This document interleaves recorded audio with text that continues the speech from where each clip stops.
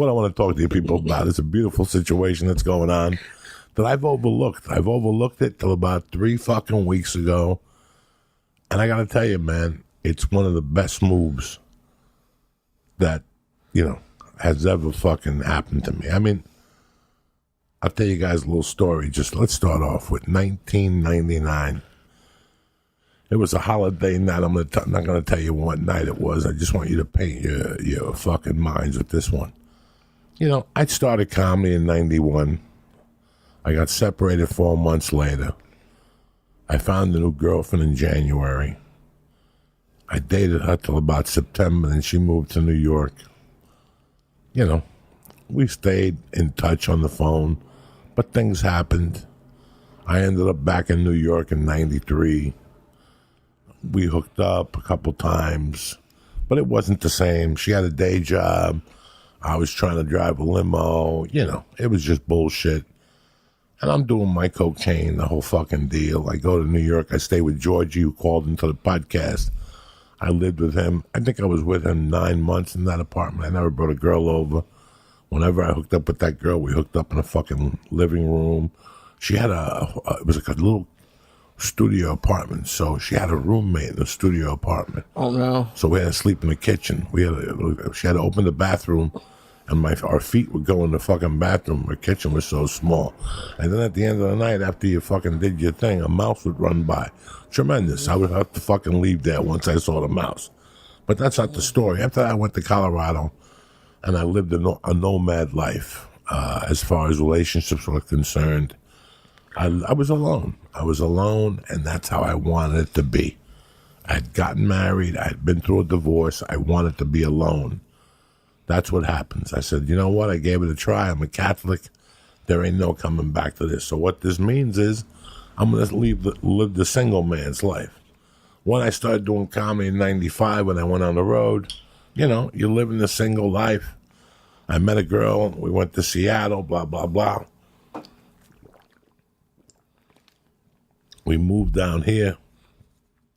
Things weren't working out for us. She went her way. I went my way amicably. We hooked up 6 months later, not sexually, as friends. I stayed with her for a few months.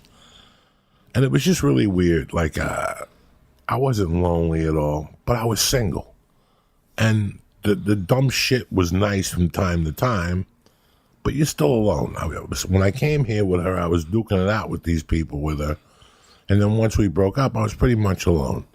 I was pretty much alone for like 3 fucking years.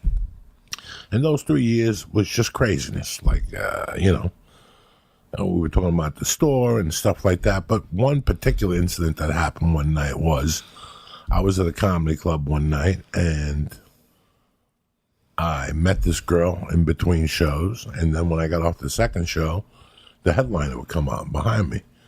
And she was in the showroom with her girlfriends. And they came to the bar, and me, her, the owner, we all started talking, blah, blah, blah. It's a big cocaine club. This club is a very big cocaine comedy club. So it was my type of club. We did a couple fucking blasts. Everybody was happy. The owner would keep it open. He knew what time it was. And one thing led to the other. Me and the chick disappeared, and we ended up in the owner's office, and we ended up getting naked in the fucking owner's office. One thing leads to another. We finish. We walk out like nothing happened. Her girlfriends don't know nothing. Nobody knows nothing. We go back to the bar as is nothing. I start talking to other people. We're talking in between, but it's a big night, and we both get caught up in what's going on, and all of a sudden I'm doing my thing, and guess what happens? What? I turn around, and she's gone, and she's making out with another comic. Oh, no. And I'm like, what the fuck just happened? So I didn't say nothing. I went home, and I was like, it's not like I lost my girl to another comic. We already did what we needed to do at the club on top of the owner's desk. The owner calls me the next day, blah, blah, blah. But right there, that fucked with me a little bit. Like, that's how I go, that's what my life is up to. Like, I signed up to be a comic, but this other lifestyle that comes with it is enjoyable. I'm not going to lie to you, but is this what this is going to be till I'm 65? When I was a kid, I would watch those Charles Bronson movies, And, yeah, his Jill Ireland played in the movies, his wife. But Charles Bronson was always a single guy, whether it's Hard Times, Death Wish, his wife was in the hospital. She got all retarded after they fucked her up. And in, several movies, he was single. I Can't Come to the Mechanic, he was single. The one he did where he was the Mountie, he was single. He was always single. So as a kid, I always envisioned myself getting older and being single. It was no big fucking deal. Like that's just the way life is. Either you're cut out for romance or you're not cut out for romance. But that 99 really fucked with me a little bit. I was 36 years old, about to turn 37.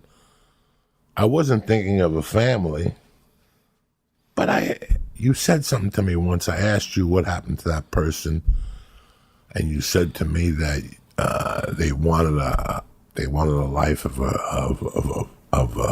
having a trailer and having dogs and living like the nomad life, and that wasn't for you. You know what I'm saying? Like, even though I was a comic and I was having these bourgeois fucking relationships, it got old.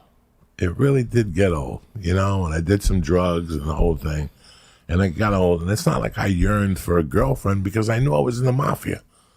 I'm in the mafia. I'm in comedy. I'm in comedy 9 years. I'm trying to get fucking recognized. I got no time to be going on dinners. I got no time. I got no money. I got none of that shit. Either it happens at the comedy club or it's not going to happen. You know what I'm saying? Like, it was a very weird world, and it started feeling unnatural. And I never saw it fucking coming. So November of 99, I embark on a world fucking tour that takes me from coast to coast. Coast to fucking coast. I mean, it was deep. And at the end of the tour, I come home. It's 2000. It's April of 2000. And I'm like, okay, what am I going to do? So I get a couch at my buddy's house. I give him $200 a month to sleep on his fucking couch. And I'm basically doing spots. I'm not taking care of myself. I'm eating all hours. I'm drinking. I'm doing drugs.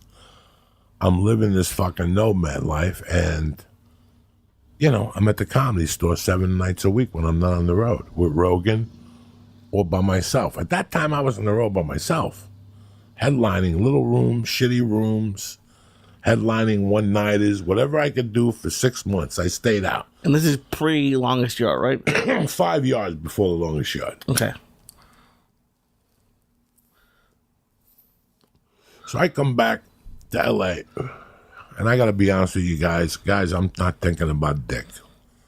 I'm thinking about doing comedy. My car had already been towed. My apartment had been towed. I had already been through the hell of it. I was living in L.A. I had no car. I was staying at my friend's couch. I lived off the Comedy Store. One night is Felipe, Willie Barcena, off of guys like that, Fly, George Perez, they all had little rooms, and I did comedy. And then I did the Comedy Store. That was my only income. That was it. So, pretty much, I lived those April. I was kind of sad. I think May of 2000.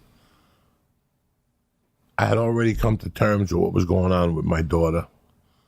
And I'm like, what is my next step? What is my next step? Like, I had already shot a pilot. I had booked a commercial, and I made a bunch of money. I was a regular at the store. Nobody liked me. I wasn't going to Montreal. I wasn't like the new sensation. I had already come to terms with a lot of little things. And I'd also come to terms with that I was pretty much homeless. I lived in that building. Whoever had a spare bed, that's where I stayed. Whoever was out of town, if Ralphie was out of town for a week, I had a place to crash for a week. When Gentry went out of town for a month, I had a place to crash for a month. If not, Celine's couch is always available. If not, Gavin's couch is always available. This was a fucking wild ride.